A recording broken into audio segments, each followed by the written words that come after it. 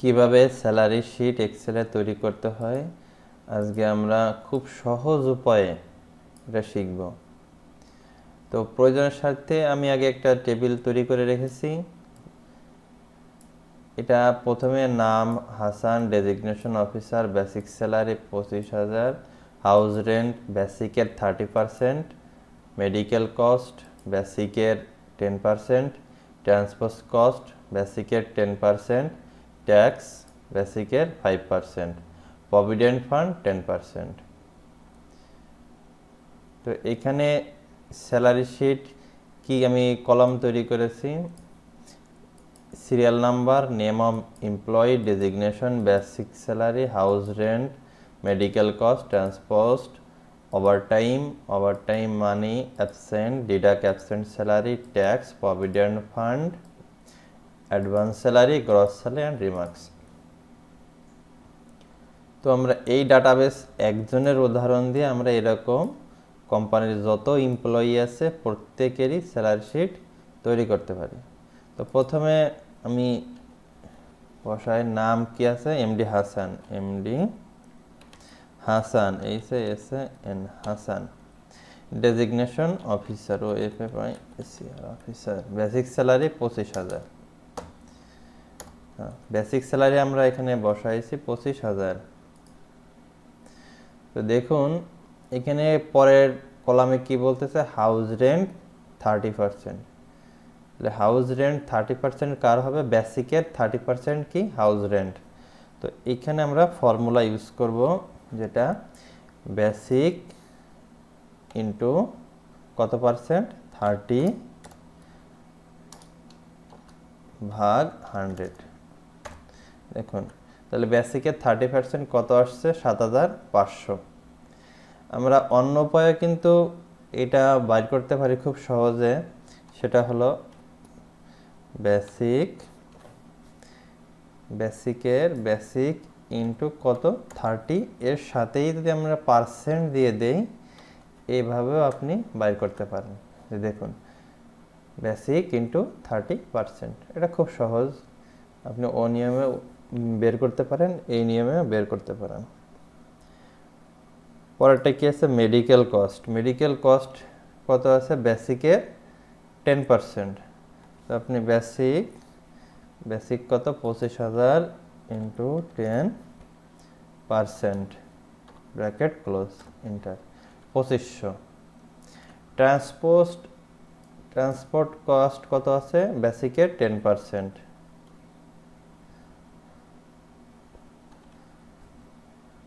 Basic into 10%। এখানে বিভিন্ন রকম হইতে পারে, 10 না হয়ে 5ও হইতে পারে, 6 হইতে পারে। আপনি এখানে ট্রান্সপোর্ট 10% না দিয়ে আমি যদি এখানে 7% দেই, এটারে আমি 7 দিয়ে দিলাম, 7%। ট্রান্সপোর্ট কস্ট কত, 7% বেসিকের। এবার আছে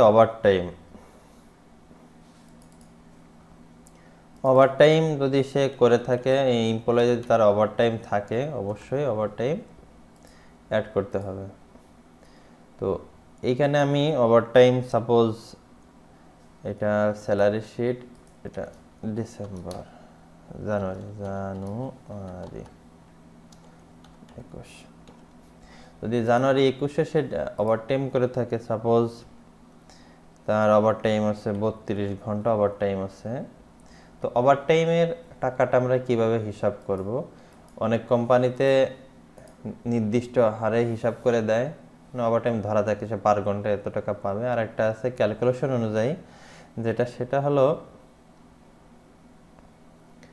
বেসিকের, আমরা ধরবো বেসিক স্যালারি, আর ওইটা ম্যাক্সিমাম দিন কয়টা ওই মাসে, ম্যাক্সিমাম 26 দিন ধরে করা হয়, 26 মানে ওই মাসে অফ ডে বাদ দিলে 26, তারপরে পার ডে 8 ঘন্টা, তাহলে ইন্টারজাস্ট, তাহলে তার স্যালারি অনুযায়ী তার পার ঘন্টায় 120 টাকা করে আসবে। তার যে স্যালারি, তার থেকে 100 প্রতি ঘন্টায় তার ইনকাম 20 টাকা এবং সে কাজ করছে কত ঘন্টা? 32 ঘন্টা।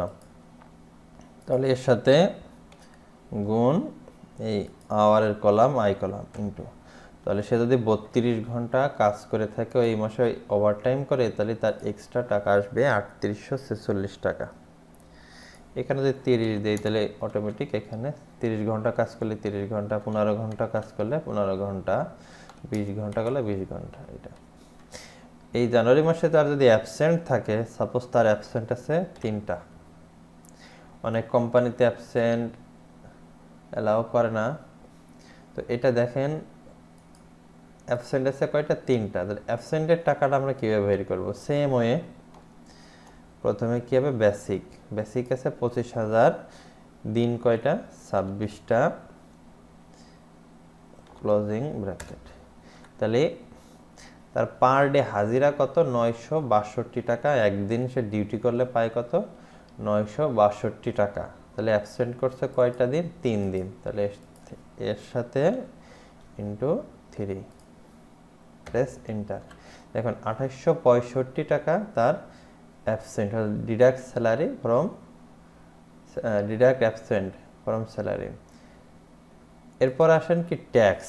তার যদি ট্যাক্স হয়ে থাকে, যেহেতু এর ট্যাক্স হয়েছে, তো ট্যাক্স কাটবে কত percent? 5%। বেসিকের 5%, basic into 5%, closing bracket. দেখুন 5% কাটা নিয়েছে কি ট্যাক্স, 1250 টাকা। এবং তার প্রভিডেন্ট ফান্ড যদি থাকে কোম্পানিতে, তাহলে প্রভিডেন্ট ফান্ড আছে বেসিকের 10%, তাহলে বেসিক ইন্টু 10%, ক্লোজিং ব্র্যাকেট। এবার লাস্টে কি আছে? Advance salary. সে যদি ওই মাসে কোনো অ্যাডভান্স স্যালারি তুলে রাখে, তাহলে সেটা তার ক্ষেত্রে প্রযোজ্য হবে। অ্যাডভান্স সাপোজ সে ওই মাসে তুলছে 5,000, ঠিক আছে। এবার লাস্টে ফাইনাল সে পাবে কত? গ্রস স্যালারি ওই মাসে। তার কি কি আছে? বেসিক আছে, house rent 7,500, medical cost 2,500, transport 7,500, 1,750, overtime করছে 20 ঘন্টা, ওভারটাইম ক্যালকুলেশন মানি, অ্যাবসেন্ট 3 ডে, যাক ট্যাক্স, প্রভিডেন্ট ফান্ড ইত্যাদি। এবার আমি গ্রস স্যালারিটা কীভাবে বের করার নিয়ম। প্রথমে কি আসবে? Gross salary basic plus house rent যোগ হবে, মেডিকেল কস্ট যোগ হবে, ট্রান্সপোর্ট কস্ট যোগ হবে, ওভারটাইম যোগ হবে, এই কয়টা কিন্তু যোগ হবে। কি কি আমি আরেকবার বোঝাই। Basic salary, house rent, medical cost, transport cost, overtime, এইগুলো তার যোগ হবে ওই মাসের স্যালারি থেকে। আর বাদ যাবে কি কি? সে যদি অ্যাবসেন্ট করছে তার মূল স্যালারি থেকে, যেটা সে পাচ্ছে মাস থেকে, তার থেকে অ্যাবসেন্টের থেকে বাদ যাবে, তারপরে ট্যাক্সটা বাদ যাবে, তারপরে প্রভিডেন্ট ফান্ড বাদ যাবে, তারপরে অ্যাডভান্স স্যালারি নিয়েছে সেটাও বাদ যাবে। তো ফাইনালি ইন্টার। দেখুন তাহলে সে লাস্ট ফাইনালে পাচ্ছে কত? 45,019 টাকা সে পাচ্ছে, 45,019 টাকা। তাহলে এখানে আমি আরেকবার বলি, এখানে কোনটা কোনটা যোগ হচ্ছে একবার খেয়াল করেন। এখানে basic salary, house rent, medical cost, transport cost, overtime, এইগুলা যোগ হবে। আর বাদ যাচ্ছে কোনটা? অ্যাবসেন্টেজের salary, tax, provident fund and advance salary. তো ফাইনালি সে পাচ্ছে কত? 45,000। আমি একজনের উদাহরণ দিয়ে এটা দেখিয়েছি। আপনারা ইচ্ছা করলে এইভাবে ডাটাবেস অনেকগুলো সাজায়ে এটা করতে পারেন। এখানে যে ফর্মুলাগুলো আছে এটা বারবার বসানোর দরকার নেই, আপনি জাস্ট যেগুলো ফর্মুলার ঘর আছে এগুলা আপনার টেনে দিলেই হবে। এই যেগুলো ফর্মুলার ঘর আছে এগুলো টেনে দিলেই আপনার শুধু, আমি যেগুলো টেনে দেই, যেগুলো ফর্মুলার ঘর এগুলো টেনে দেই, আপনি ড্র্যাগ করেন,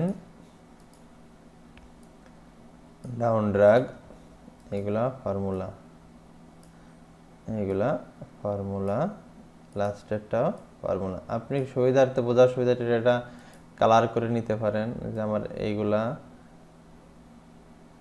আমি একটা কালার দেই, হলুদ কালারটা চয়েস, আমি যেগুলা ফর্মুলা আছে এগুলো এমনি কালার ইউজ করতে পারেন যাতে ভুল হওয়ার সম্ভাবনা খুব কম থাকে। ক্লিয়ার? যেহেতু একটা ফরম্যাট রেডি, আপনি ইচ্ছা করলে এটাকে আপনি আরও ডাটা এন্ট্রি করতে পারেন। সাপোজ আমি আর একটা দিই, 2 number MD Rasel, RACL Rasel, ইনিও অফিসার, ইনার বেতন সাপোজ 30,000। দেখুন অটোমেটিক কিন্তু ফিল আপ হয়ে গেছে। House rent, medical cost, transport cost, তারপর শুধু ওভারটাইম যদি থাকে দিবেন, যদি না থাকে দিলাম না, যদি অ্যাবসেন্ট না থাকে দিলাম না। সে যদি অ্যাডভান্স স্যালারি না নেয় তাহলে তার অটোমেটিকলি দেখেন গ্রোস স্যালারি 48,600। ক্লিয়ার? যদি সে ওভারটাইম করে থাকে ওভারটাইম দিবেন, আর যদি অ্যাবসেন্ট করে থাকে অ্যাবসেন্ট বসাবেন, অ্যাডভান্স দিলে অ্যাডভান্স। তাহলে আপনার এন্ট্রির জায়গা কয়টা? এই নামগুলা ফ্লাপ, বেসিক স্যালারি, যদি ওভারটাইম থেকে দিবেন, অ্যাবসেন্ট থাকলে দিবেন, অ্যাডভান্স থাকলে দিবেন অটোমেটিকলি। কিন্তু আপনি এইভাবে আপনার স্যালারি শিট এক্সেলে তৈরি করতে পারেন। এরপর আপনারা পে স্লিপ কীভাবে তৈরি করবেন আমরা নেক্সট ভিডিওতে অবশ্যই দেখাবো। তো এতক্ষণ ধৈর্য ধরে ভিডিওটা দেখার জন্য আপনাদের সবাইকে ধন্যবাদ। লাইক, কমেন্ট অ্যান্ড শেয়ার করতে ভুলবেন না। ধন্যবাদ।